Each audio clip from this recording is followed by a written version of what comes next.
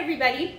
So tonight we're doing a steak steamed broccoli as a side dish, and then we're featuring a cheesy potato side dish that is fairly easy to make and makes a great leftover.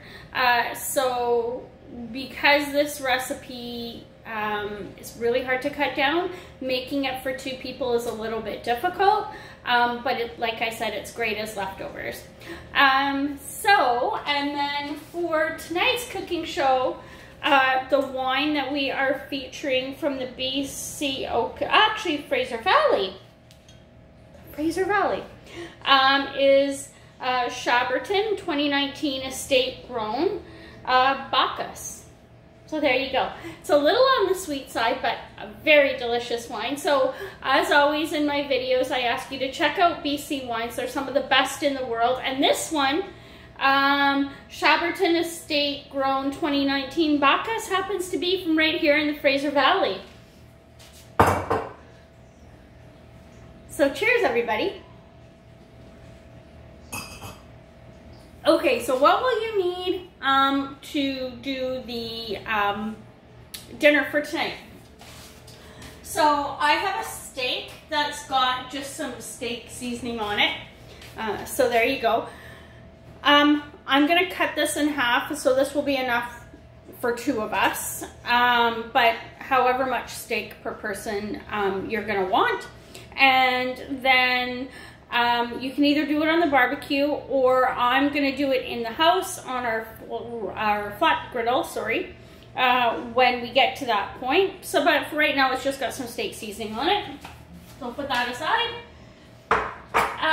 It's best not to start the steak right away, even for somebody who likes it really well done like myself, because cooking the potatoes is a 2-step process, and it's gonna take about an hour. To cook the potatoes, maybe a little bit less. I'm going to show you a couple different ways to cheat and make it take less time. Okay, so then you are going to need 4 large thin-skinned potatoes, which is what I have here. Okay, so this is a microwave safe container from that company, Epicure. In order to speed up the 30 minutes that we're supposed to bake them in the oven at the beginning, I'm gonna microwave them for about 4 to 5 minutes, just to make sure that at the end of this process, the potatoes are nice and soft and cooked the way that I want. You don't have to do that. You can cook them for longer than the 30 minutes in the oven. It just depends on how long your oven is gonna take to get them tender, and so I know mine's probably gonna take longer than 30 minutes. So into the microwave these are gonna go. If you don't have one of these handy dandy microwave safe containers, you can put the already cut up potatoes into a bowl of water and put them in the microwave, and it'll do the same thing. Okay. All right. So we're gonna go with that.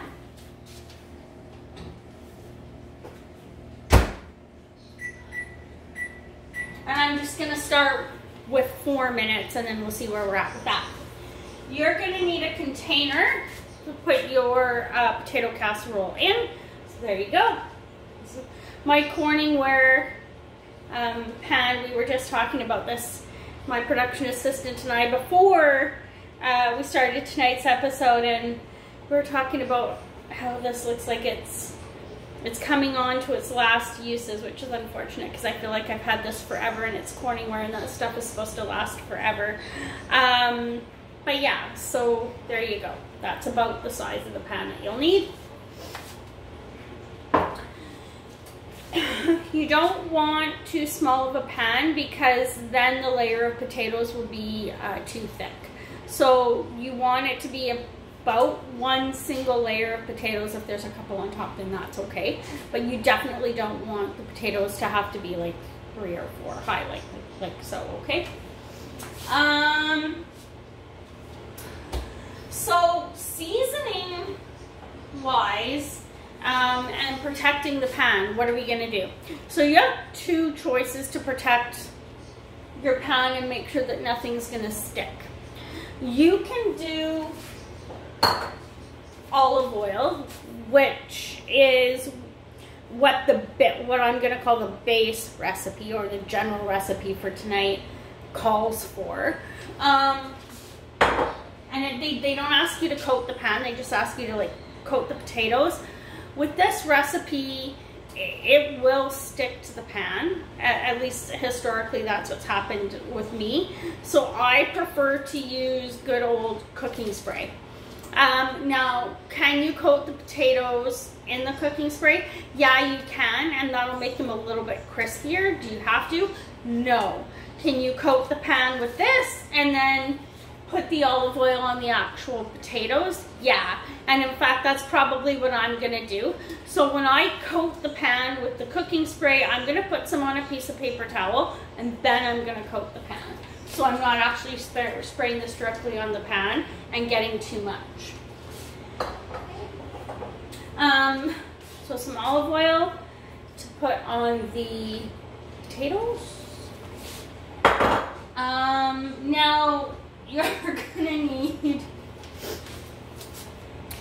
Parmesan cheese. This is all I had on hand. So this is what I'm gonna use. But if you can get like a brick of Parmesan cheese and freshly shred it, that would be great. Golden Ears Cheese Crafters, I think it's called, should be able to help you out with that. Or most grocery stores will also sell Parmesan cheese in a brick that you can grate. So there you go. Historically, I know that this works just fine too. Okay. Now it asks you to cut up a small onion. I didn't want too much onion. I wanted onion, but not a lot. So I've cut up a shallot instead of a small onion. But the base recipe again calls for a small onion. So there you go. But I've used a shallot. And then they ask you to cut up 1 green pepper, which why do I always call them green peppers? Green onion, okay? And it's the whole thing, not just the chive end, but the chive end and the other end. Okay, so there you go. That's one of those. You'll also need a can of Campbell's cheddar cheese soup, and this is why it's hard to make this recipe in a smaller amount, because you're going to use a whole can of the cheddar cheese soup. Now the recipe then goes on to call for dill or parsley, and I'm not going to use either one because 1, I don't have dill on hand, and 2, I'm not a huge fan of dill, but that's a recommended spice. Thyme is another one that's recommended to go, as well as paprika. So what I'm going to do is I am going to go with, oh, and they say minced garlic too. I'm going to go with some minced, can you see that? Minced garlic, or you can use real garlic clove. I have a grinder here that's got some herb garlic and sea salt.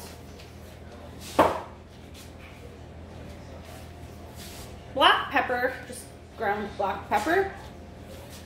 And then, now you've heard me talk about that company Epicure before. If you purchase that product and you want to know how you can use that product in this dish, you can use the 3 onion dip mix to make it a little more oniony if you want. If you don't have this but you want to use something similar to make it a little bit more oniony, go ahead and put in just, not a lot, just a little bit of French onion soup mix. They have a product called nacho cheese.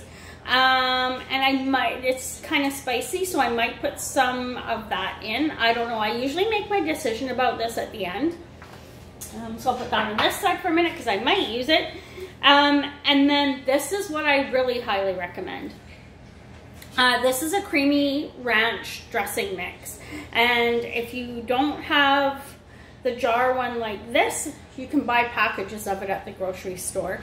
And I think I've used this before, and I think I'm going to do it again because it makes them taste really good. Okay. And lastly, and this is really important, is a half a cup of grated old cheddar cheese. Like the oldest, sharpest cheddar cheese you can find is what's going to be the best here. This is, I think, 4-year aged cheddar. So good. All right. And then I just have the broccoli set aside to steam it. So however you do that in your steamer or whatever way you like to steam it. So I am going to pull those potatoes out of the microwave, check to make sure that they're tender enough, and then I'll be right back to show you the next steps to put them in the oven for the first 30 minutes. Hi everybody, okay, and so we're back. So what I did was I softened the potatoes in the microwave for about 7 to 8 minutes. And this was because I was using thin-skinned russet potatoes, which take a little bit longer to cook. So now I'm going to prep them to put them in the oven. I have put some cooking spray on a piece of paper towel and greased the pan. I put some olive oil in with the potatoes and mixed that around to coat them. So now what we're going to do is we're going to put the onion in, and I'm just gonna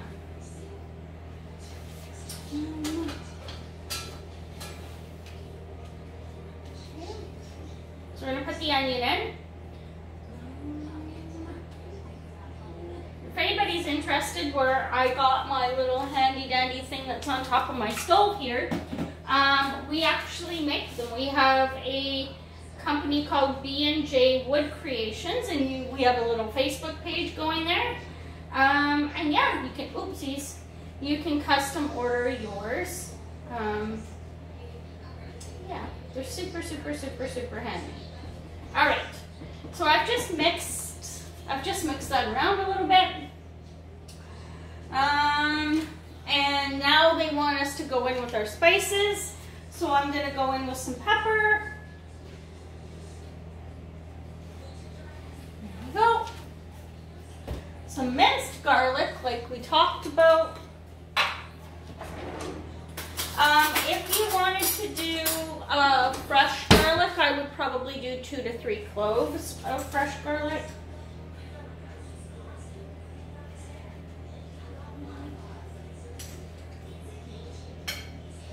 And this is all, of course, you're doing this according to taste.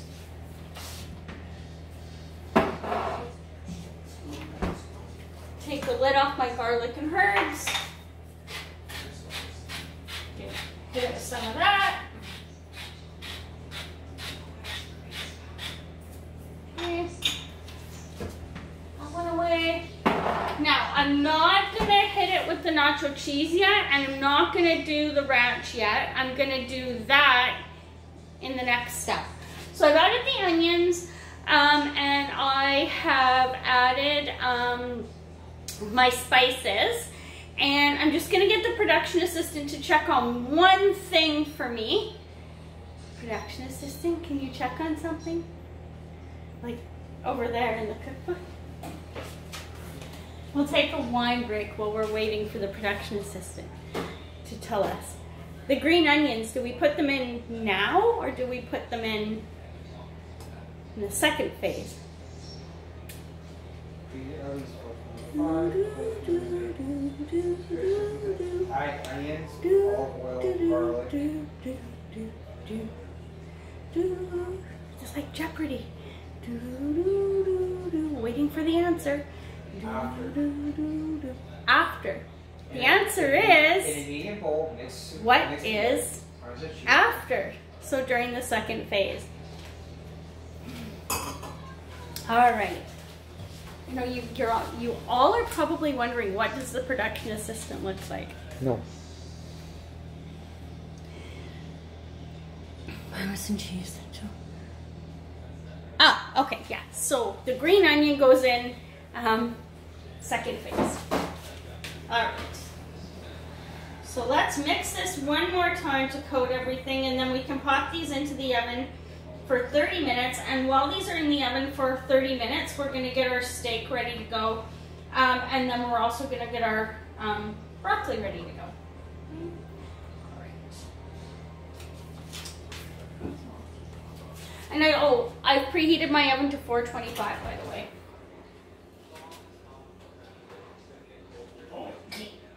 Oh, it's so heavy.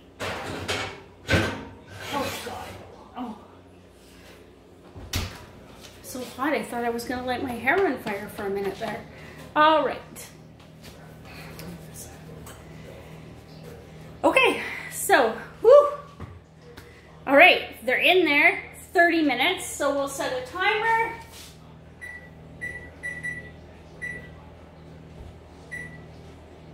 There we go, and the countdown is on.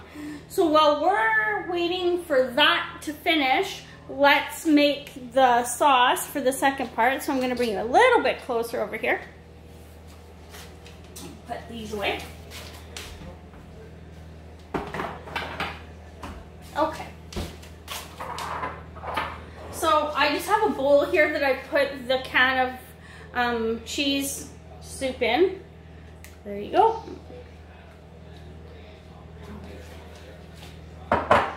So now they want us to mix in the 1/3 of a cup of Parmesan cheese with this.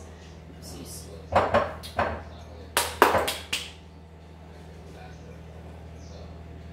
So in that's gonna go.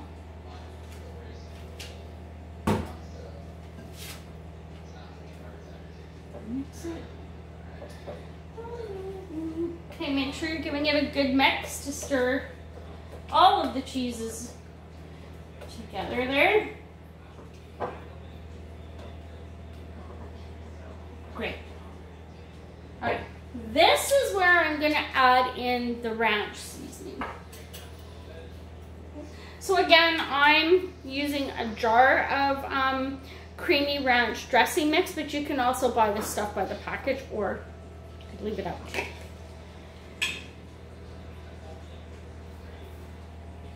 And I'm pretty sure I just used what was left in my jar.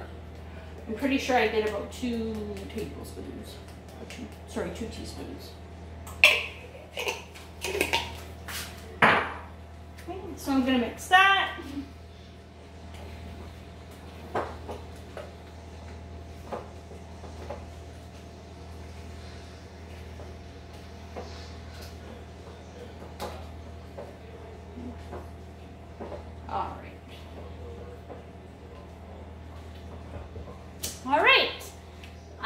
So if I was going to use the nacho cheese, this is also where I would put the nacho cheese in, but I think for tonight we're going to leave it out. So we'll put that one away. And so we're left with our steak. So we got to get that ready to cook. Our cheese sauce for when the potatoes are done, they're 30 minutes. Our green onions, and our sharp cheddar cheese, which we're all gonna need for the second phase of cooking these potatoes.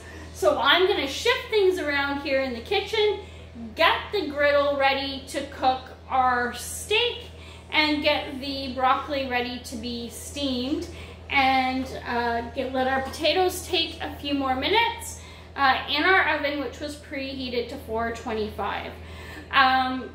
Now, can you make this recipe vegan? You could.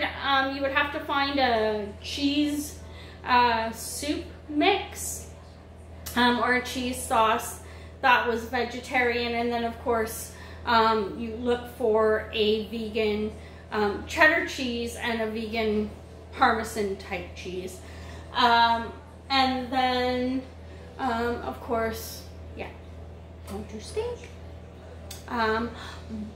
Could you toss tofu in here? Probably not. Why did I choose to do steak with this dinner? It's just because we've had a lot of chicken this week, and we were like, oh, let's have steak instead of chicken. So there's no reason that you couldn't cook chicken or pork chops with this meal rather than steak as well. I just don't think that it would be a good idea to add something like tofu. directly to the potatoes when you're cooking them, but you could probably prepare the tofu on the side and then go ahead and add it. In. Have some fun with this when you're flavoring the potatoes, and don't be scared to put something a little bit outside the box. It's just that if you're gonna go with something like a nacho cheese flavoring, try to stick with more Mexican type flavorings, like a taco and a fajita seasoning, or something like that. You could also toss some jalapenos in during the second phase, and then you could make a Mexican version of these as well. Could you make a Greek version of these? Yep, when you're doing the seasonings, just choose something like a souvlaki seasoning, the dill seasonings like that. Could you do an Italian version? Yep, for sure you could. Again, just choose Italian seasonings when you are roasting the potatoes for the first half. So choose a spice for that, like maybe a rosemary or something like that, okay? We'll be right back after the potatoes have finished preparing themselves in the oven for a little bit longer, and then we'll get the steak started on the grill here in the house. Again, with the steak, if you want to toss your steak on the barbecue and do it on the barbecue, great, go ahead. We're doing it in the house because, again, it's the end of January and it's not really conducive to barbecuing outside. So prepare your steak whichever way you prefer, and we'll be right back. Cheers, everybody. Hey everybody, okay, and so we're back. So because I microwaved the potatoes a little bit at the beginning, whew, it's warm in here because of the oven. It really only took about 15 to 17 minutes for the potatoes in the oven. No, wait, that is bad math. 20 minutes is what it took. Yeah, 20 minutes or so. Yeah. So we'll get rid of our timer. So if you can see here, let me move you a little bit. I have the steak on the griddle ready to go. I have some non-stick cooking spray and then just the steak ready to go there. Okay, and then there's our roasted potatoes right there.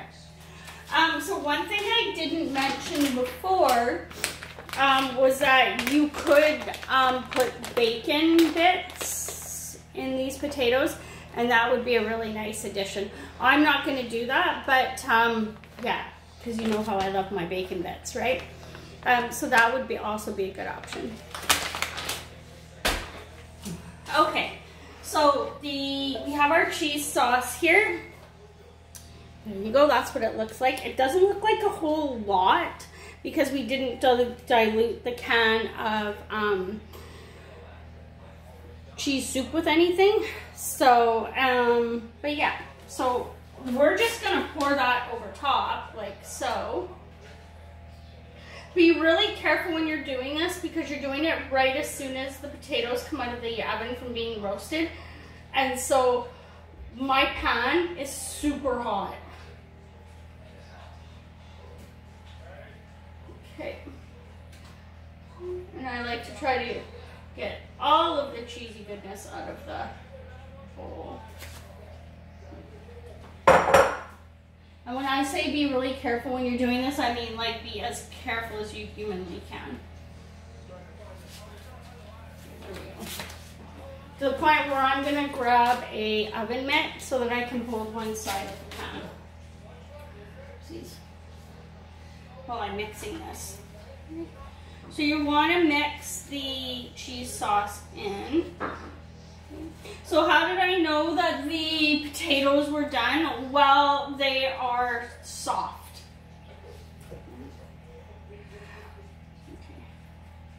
There we go. So also when you're mixing this in, you're going to want to be super gentle as well, because otherwise you might end up with some mashed potatoes in there. Okay. All right. Okay. Perfect. There we go. So that's that part. She's into the sink with that. So that leaves us left with our half a cup of sharp cheddar cheese and our green onions. So you're gonna take your sharp cheddar cheese and you are just gonna sprinkle that over top.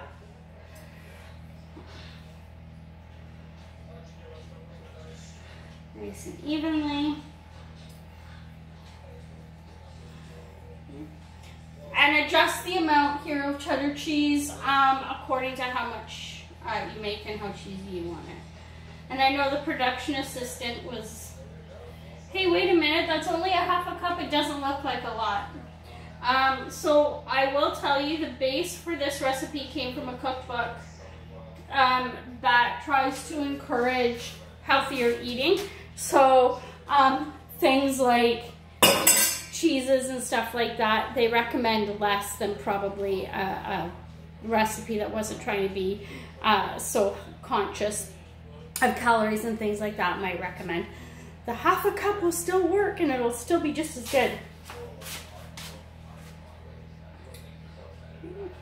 Over the top with the green onions.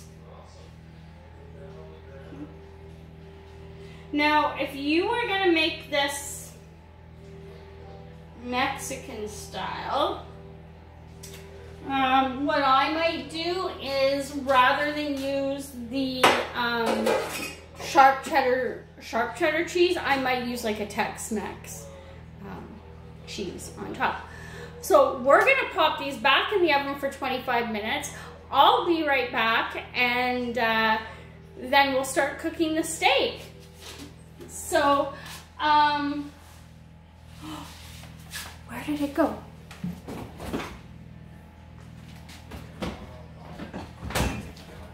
There we go. Don't forget, we're featuring the Shaberton Estate Grown 2019 Bacchus from the Fraser Valley tonight as well. So I'm gonna enjoy a little sip while I'm waiting for these potatoes to cook for another 25 minutes.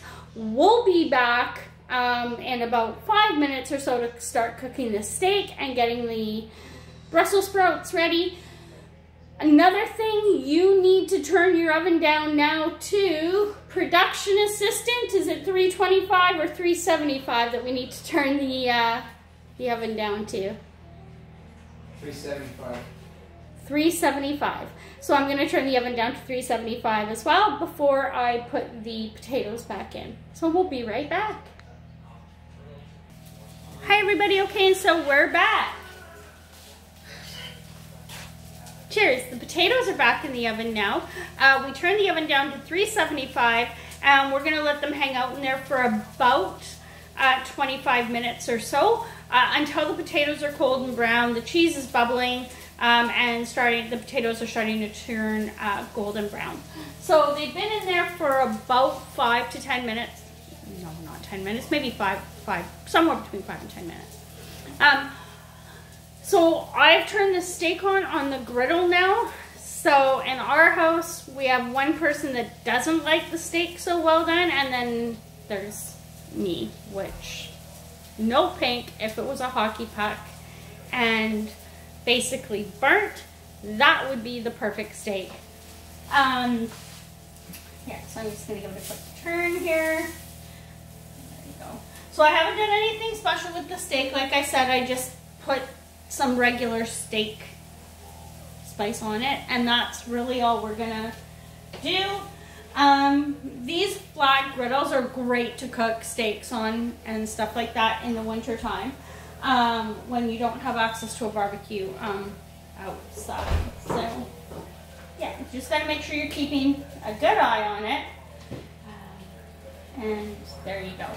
I have not started the Brussels sprouts yet because those are going to get done in a steamer in the microwave and take about 3 to 5 minutes, maybe, if that.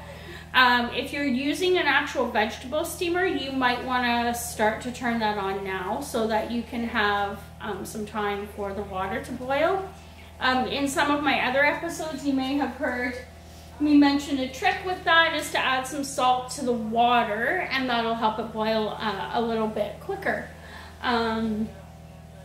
and speed up the boiling process for your water for your steamer.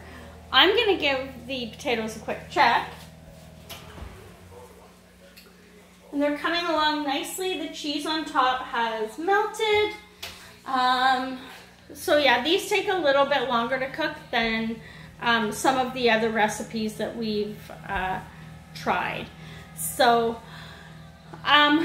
there is a dish that I think we'll try coming up. Not one that I've cooked before, so we'll be giving it a try together.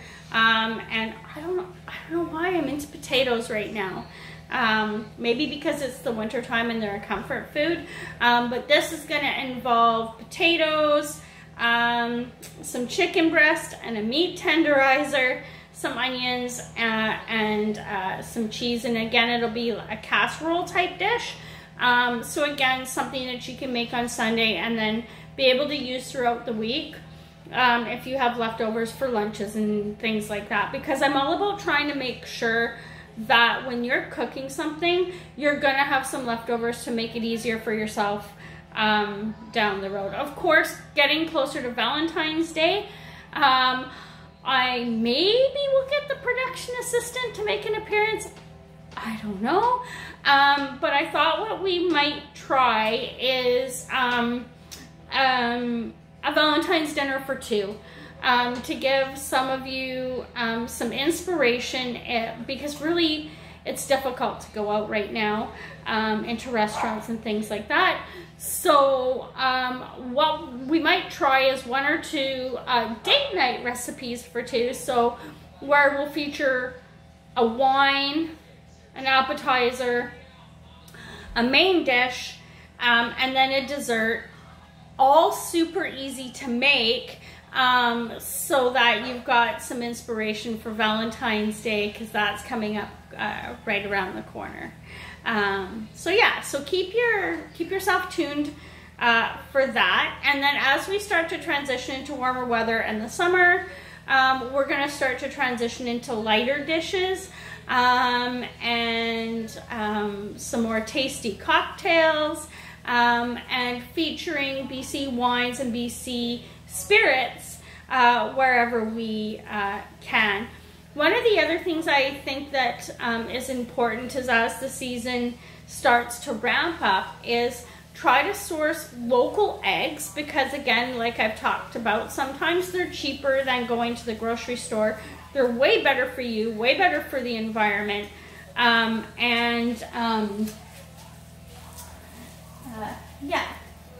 and of course the chickens that are laying the eggs. So also to try to source local produce wherever you can. That's farmers markets throughout the summer, but really the harvesting season is going to be more September, October. But yeah, give that a try throughout the summer as the farmers markets ramp up as well. So the steak's coming along nicely. All right, so we're gonna take a quick break. It's been about 15 minutes or so for the potatoes in the oven. So I'm gonna give them about another 10 to 12 minutes, and then we'll be right back to plate up our steak, cheesy potatoes, and steamed broccoli for dinner tonight. So cheers, everybody. We'll see you in a few minutes. There's a quick peek at the production assistant. Hi, everybody. Okay, and so we're back. And the potatoes took a little bit of extra time, like maybe an extra 5 to 10 minutes to finish up. So I'll grab this plate so it looks better. So we have the steamed broccoli, the steak cut into small pieces because the production assistant had a tooth pulled, and yeah, so. Right. And then this is the other one with a side of blue cheese dressing for me to dip the steak in. So you've never tried it, I highly recommend it. Okay, and then we have our potato casserole in the back here. So it's just come out of the oven, so it's super hot. After it comes out of the oven, it needs to sit for about 5 minutes or so to thicken. So how did I know it was done? Well, at about the 20 to 25 minute mark, I used a fork to test the potatoes to see how soft they were. And you want them to be soft, right? But not overly soft, or you're gonna end up with mashed potatoes. So you want them to be fork tender, I guess is the term. And then keep in mind when you're pulling them out and you're gonna let them sit for that extra 5 minutes, that they're still gonna cook for that extra 5 minutes too. So these ones here are in fact, or should be, fork tender.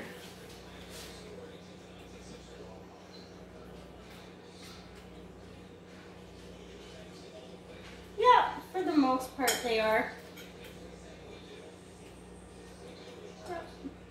So if you don't let them sit for an extra 5 minutes, the cheese sauce is going to be a little bit soupy.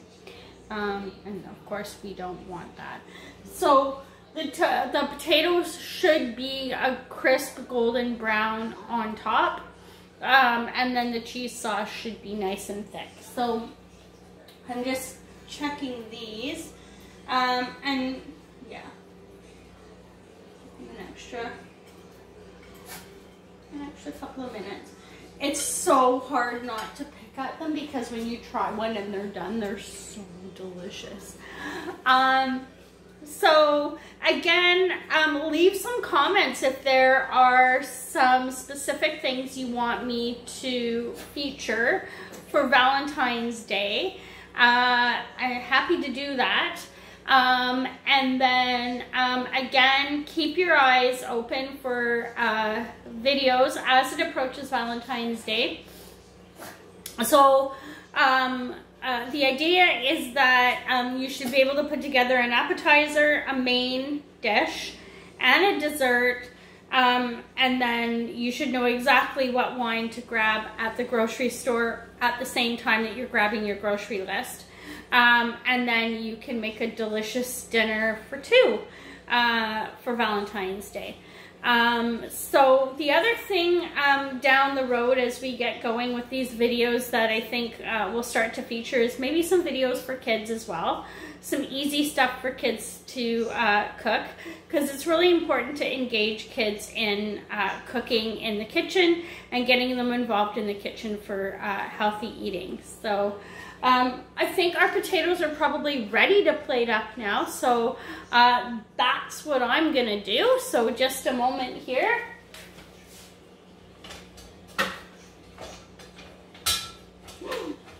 No. Whoa! That was a lot of knives going on in the background. We're just gonna leave that so that you guys don't end up seeing the fire department here because I cut my hand.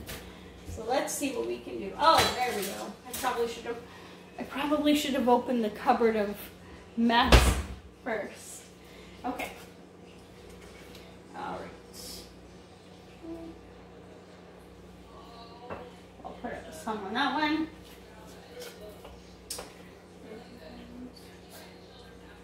Some on here. I would say, like, if you are looking for a healthy spoonful and not an overly large serving, one of these spoonfuls is probably pretty close to one serving.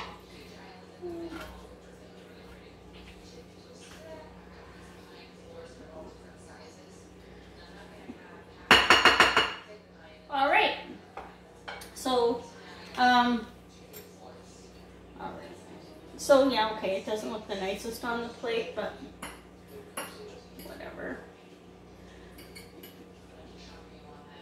Presentation is key at a certain point, but yeah, we don't care in this house. So there you go. Steak with cheesy potatoes. Yes, and steamed broccoli. The Chihuahua is impressed. So there you go. And then just a reminder, the wine that we featured tonight was, I don't know if you can see it there, Shaberton Estate Grown 2019 Bacchus from the Fraser Valley. A little on the sweet side, but still really, really delicious.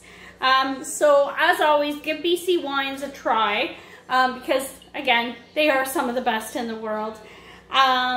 So yeah, and again, also, if you have a wine you'd like me to feature in one of our cooking videos, leave me a comment, and yeah, happy to feature some more BC wines in our cooking videos, which we'll do as we go forward as well. So until next time, cheers everybody.